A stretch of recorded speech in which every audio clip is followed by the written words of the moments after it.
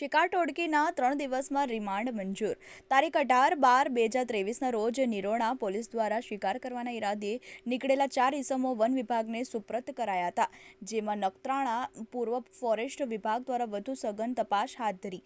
તારીખ 19/12/2023ના રોજ નખત્રાણા નામદાર કોર્ટમાં રજૂ કરાતા કોર્ટ દ્વારા 3 દિવસના રિમાન્ડ મંજૂર કરાયા હતા.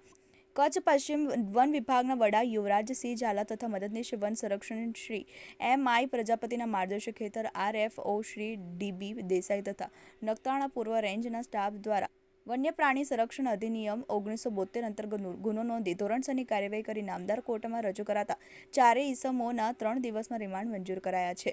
કન્ઝર્વેશન રિઝર્વ તથા અન્ય અનામત જંગલ વિસ્તારોમાં ઘણા વન્યજીવોનો વસવાટ છે.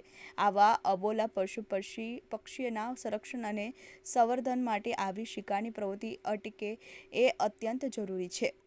Dharamsinh Rathod, TV18 news, Kutch.